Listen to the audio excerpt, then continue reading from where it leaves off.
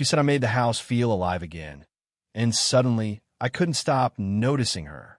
The moment I stepped into the house, I felt it, a stillness that was almost tangible. Not silence exactly, but the kind of quiet that makes you notice everything. The soft ticking of a wall clock, the faint hum of the refrigerator, the way sunlight fell across the polished wooden floors. My friend had mentioned that his mom was home, but I hadn't expected her presence to feel like she owned the air around her without even trying. She was in the kitchen when I walked in, her back to me, arranging fresh flowers in a vase. I couldn't help but pause and watch. There was something graceful in the way she moved, a quiet rhythm to her actions, the tilt of her head, the careful placement of each stem, the way the sunlight caught the strands of her hair. She hummed softly, a tune I didn't recognize, but it lingered warmly in the room, blending with the faint aroma of baked bread that had to be fresh. I shifted my weight onto one foot, leaning lightly against the doorway, and tried to make my presence known without startling her. "Hey," I said, voice casual but slightly hesitant. She turned, eyes lighting up with a warmth that was effortless, almost magnetic. There was no rush in her movements, no pretense, just a smile that made the room feel instantly more alive. "Hey there," she replied, her voice soft but confident. "It's good to see you." The way she said it, genuine, calm, welcoming, made me feel both at ease and strangely aware of the space between us. I followed her further into the house, taking in the details. The living room smelled faintly of vanilla and polished wood. A few carefully chosen photographs adorned the walls. Her and my friend at various ages, moments frozen in time, but nothing crowded or cluttered. There was a gentle order to everything, a sense that life was lived here thoughtfully, if quietly. As I helped her carry a small basket of groceries into the kitchen, our hands brushed lightly. Just a flicker of touch, but enough to make my chest tighten slightly. She didn't pull away. Instead, she gave a small, knowing smile, as if acknowledging the connection without saying a word. Then she said it, almost to herself, but loud enough for me to hear. "It's been so long. The house hasn't felt this alive in years." I froze for a moment, the words hanging between us. Alive. I hadn't realized how subdued the house had been, how empty the walls had seemed until now. And in that instant, I felt a curious mix of pride and something else, something I didn't quite understand yet, because I had a sense that she wasn't just talking about me walking in the door. That's when I realized I wasn't just a visitor here. For the first time in a long while, the house and the woman in it felt different, awakened. And somehow, quietly, I wanted to stay in that feeling a little longer. The weekend unfolded quietly, the kind of slow rhythm that made every small gesture feel significant. I found myself helping her with little tasks around the house, carrying groceries from the car, unfolding laundry, arranging the living room cushions just so. She moved around effortlessly, directing me with calm authority, but there was a lightness in her instructions, a teasing edge that made even mundane chores feel warmer. As I handed her a basket of clothes, our fingers brushed again. It was fleeting, almost accidental, but it sent a subtle shock through me, a reminder that the house wasn't the only thing beginning to feel alive. She noticed too, giving a small, almost imperceptible smile that lingered in the air longer than the touch itself. "Thanks," she said softly, glancing up at me with those warm, steady eyes. "You make everything easier around here, and somehow more cheerful." I laughed nervously, unsure if she meant the chores or something more. But as we moved through the kitchen, folding clothes side by side, I noticed how her presence seemed to pull the room together. The sunlight spilling through the windows caught in her hair, and for a moment, I imagined the ordinary light of day refracted somehow through her warmth. We found ourselves talking as we worked, first about small things, school, my friend, the neighborhood, and then gradually slipping into quieter, more personal territory. She mentioned books she loved, shared a childhood memory, spoke of the little joys that kept her grounded. Her voice was soft but steady, like a gentle current pulling me in without force. And as she spoke, I realized I was leaning slightly closer than necessary, drawn to the cadence of her words, the subtle expressions that flitted across her face. The room seemed to shrink around us in a comforting way. I became aware of how close we were, knees brushing occasionally as we knelt to fold towels, the warmth of her shoulder near mine as we moved past one another. There was a rhythm in the way we moved together, synchronized almost instinctively, a harmony born of familiarity in these shared tasks. She laughed at a clumsy joke I made, and the sound, soft, clear, unself-conscious, filled the kitchen. It felt like music, a small revelation that this house had room not just for objects, but for connection. I caught myself stealing glances at her. The curve of her smile, the way her eyes crinkled at the corners, the subtle way she tucked a strand of hair behind her ear. Each small movement made the space feel warmer, somehow more intimate, without either of us acknowledging it aloud. Then she paused, setting a folded shirt on the counter, and looked at me directly. Her gaze was soft, thoughtful, almost tender. "It's nice having someone around," she said quietly, "someone who makes it feel like the house has more heart." Her words settled in the room like a gentle echo. I realized then that this weekend wasn't just about chores or conversation. It was about noticing her in ways I hadn't before, about being present, about the subtle magic that unfolded when two people moved in quiet harmony. And in that shared space, I began to understand that the house was alive not just because of what we were doing, but because of who we were becoming to each other. By the time evening settled over the house, the air had taken on a quiet, almost intimate stillness. The soft glow of the kitchen light mixed with the fading sunlight from the windows, casting long, warm shadows across the wooden floor.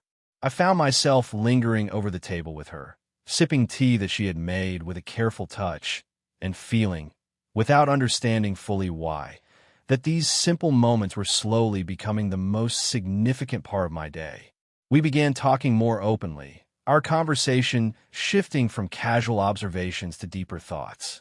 She spoke about her life, the dreams she had once chased, the quiet disappointments she had endured, and the joy she had discovered along the way. There was a vulnerability in her voice, a softness beneath the confident, composed exterior she usually carried. I listened, genuinely interested, and in that listening, I felt something I hadn't expected, a connection that went beyond age or circumstance. Her eyes would meet mine occasionally, steady and reflective, and I realized that I was noticing things I hadn't before. The subtle curve of her smile when she reminisced, the way her hands rested on the table, the gentle cadence of her words. She seemed aware of my attention, but didn't comment on it. Instead, she allowed it to exist in quiet tension, an unspoken acknowledgement that lingered between us. At one point, we found ourselves side by side on the sofa, a blanket draped loosely over both of us. I reached for my mug, and our fingers brushed. It was a small, fleeting touch, but it carried weight, a spark of awareness that neither of us ignored. She smiled faintly, a soft, almost secretive smile, as though she recognized the significance of that minor contact, and it sent an unexpected warmth through me. The conversation shifted to lighter subjects, favorite books, the oddities of daily life, but even in these casual exchanges, there was an underlying intimacy. She laughed freely at one of my jokes, the sound clear and unrestrained, and it made the room feel brighter, somehow more alive. I realized that this laughter wasn't just pleasant to hear. It drew me closer, made me want to linger in the space with her longer, to see the world through the warmth she brought into it. At one point, she paused mid-sentence, looking out the window as the sky turned deep amber. The quiet stretched between us, but it was comfortable, not awkward. I felt this subtle tension in the air, a pull toward each other that neither words nor gestures had yet named. Finally, she turned to me, eyes soft and reflective, and said, "It's been a long time since I could just talk like this, without thinking about everything else. You make it easy." Those words hung in the room, simple yet profoundly affecting. I realized that what we were sharing wasn't just conversation. It was a rare, unguarded connection. And in that moment, I understood that the house, the the space she had long called home, was slowly transforming into something richer, warmer, and undeniably alive because of the quiet, mutual understanding we were beginning to cultivate. The next day, the house seemed to hum with quiet energy, not loud or intrusive, but present in the way the sunlight streamed through the windows, in the faint aroma of her perfume mingling with morning coffee, in the soft rustle of curtains stirred by a gentle breeze. I had arrived early, ostensibly to help with chores again, but the task had become a welcome excuse to spend time near her, to notice the subtle ways she moved, smiled, and interacted with her home.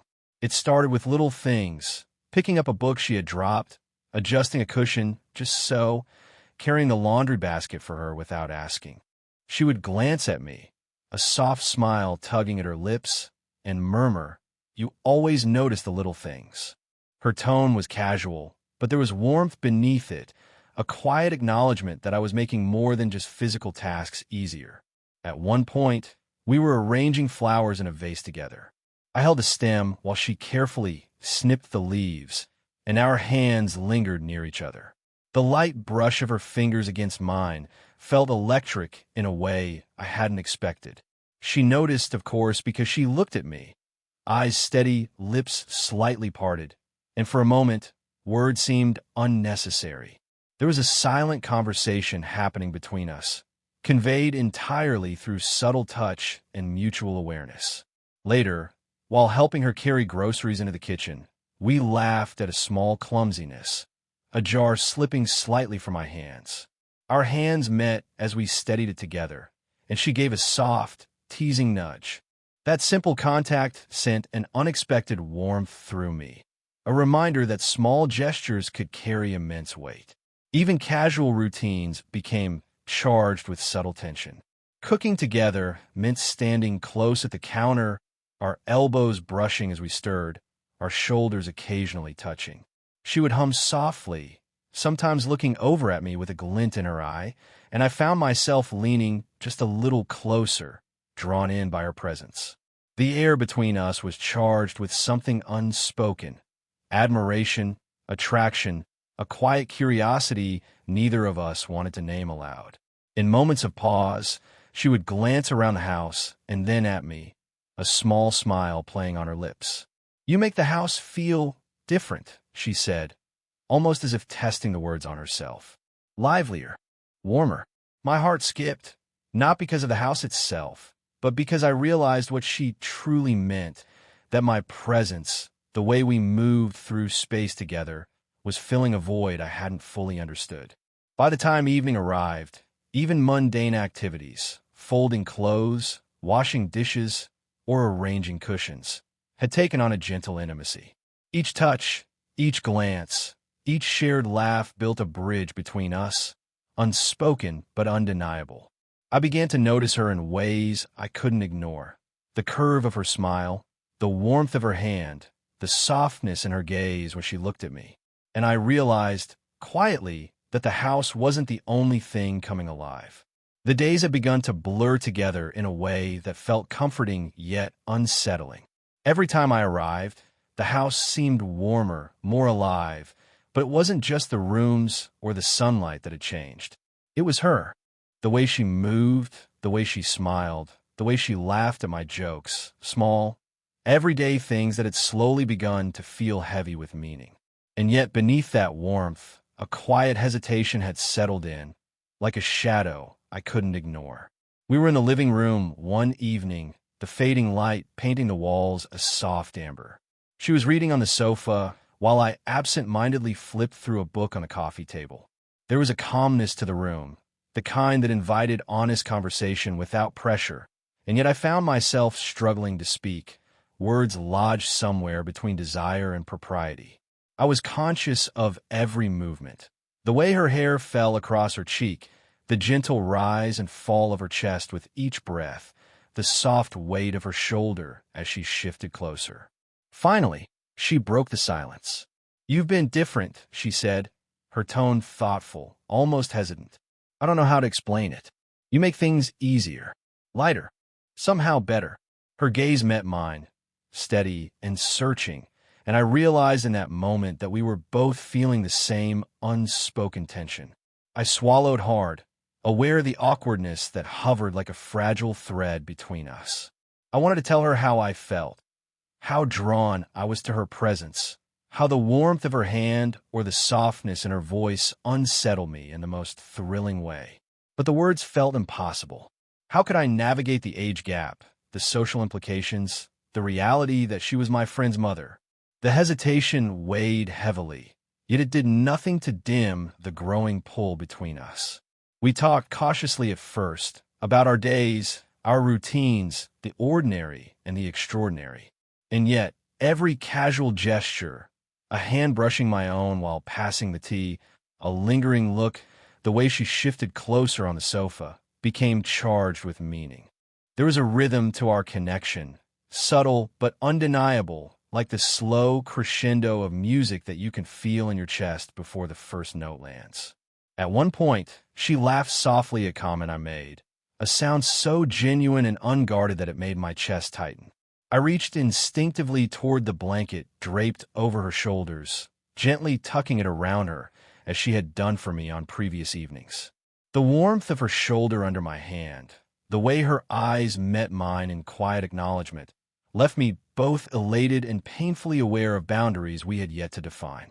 As the evening wore on, a pause settled between us, comfortable yet loaded. Neither of us spoke of the feelings simmering beneath the surface, but they were there, palpable, in every glance, every touch, every shared silence. The house felt alive, not because of chores or conversation, but because of the quiet intimacy that had grown naturally between us, delicate yet profound. And I realized, with a mixture of anticipation and fear, that I didn't want this connection to fade, even if it meant confronting feelings I wasn't sure I was ready to name. The evening was quiet, almost suspended in time. Rain pattered softly against the windows, a gentle drumbeat that matched the rhythm of my own racing thoughts. The house was cozy, filled with the faint aroma of her recently brewed tea and the subtle warmth of the fireplace that flickered in the corner. It was one of those rare moments when the world seemed to narrow to just the two of us, and I could feel the weight of everything left unsaid pressing gently between us. We found ourselves in the living room again, seated side by side on the sofa. I could feel the warmth radiating from her, an almost magnetic pull that made my own hesitation feel heavier, more urgent. Every brush of her shoulder against mine, every accidental touch as we reached for the tea, carried a charge that neither of us dared to name aloud. Her voice broke the silence, soft and reflective. It's strange, having someone around who makes everything feel lighter, easier, alive. She paused, her eyes meeting mine. There was an intensity there unspoken, a quiet admission that made my chest tighten. I wanted to respond, to tell her exactly how she made me feel, but the words lodged somewhere between desire and propriety, and I found myself swallowing hard. We fell into a quiet rhythm, speaking in fragments, sometimes sharing only a look or a small gesture. My hand hovered near hers, drawn by the subtle warmth of her presence. Yet I hesitated, aware of the delicate boundary between closeness and impropriety. She caught the hesitation and smiled faintly, a knowing curve of her lips that made my heart ache with longing. At one point, the blanket we had draped over the sofa shifted, and I instinctively leaned closer to adjust it around her shoulders. Our faces were only inches apart, the warmth of her breath mixing with the faint scent of her perfume. My fingers brushed hers as I pulled the blanket taut, a fleeting, electric contact that spoke volumes more than words ever could. She didn't pull away. Instead, she met my gaze, soft and steady, and for a moment, the room seemed to shrink, leaving only the two of us suspended in that quiet, intimate space. Her laugh, soft and unrestrained, broke the tension briefly, yet it only heightened the awareness of what lingered unspoken. I realized that neither of us had to say anything to acknowledge the pull, the unspoken attraction, the silent recognition that had been growing over days and weeks. It was in the way her hand lingered near mine, in the shared warmth of the blanket, in the quiet acknowledgement of our proximity. As the storm outside continued, a pause fell between us, not awkward, but loaded with possibility. I could feel the electric hum of unspoken feelings, a delicate balance of longing and hesitation, desire and restraint. The house, the rain, the faint flicker of firelight, all of it seemed to conspire to make the moment unforgettable. And in that quiet, suspended space, I realized we were on the edge of something significant, something neither of us could fully name yet, but both of us could feel, a connection that made the house and the world beyond it feel impossibly alive. The storm had passed, leaving the evening quiet and calm. Rain droplets still clung to the window panes, catching the fading light of a soft sunset.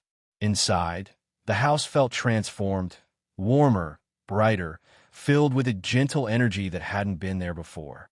But it wasn't just the change in the weather or the cozy glow of lamps and fireplace that made it feel alive. It was us. We were in the kitchen again, preparing a simple dinner together. The movements were easy, natural, no awkward pauses, no hesitation, just two people moving in quiet harmony.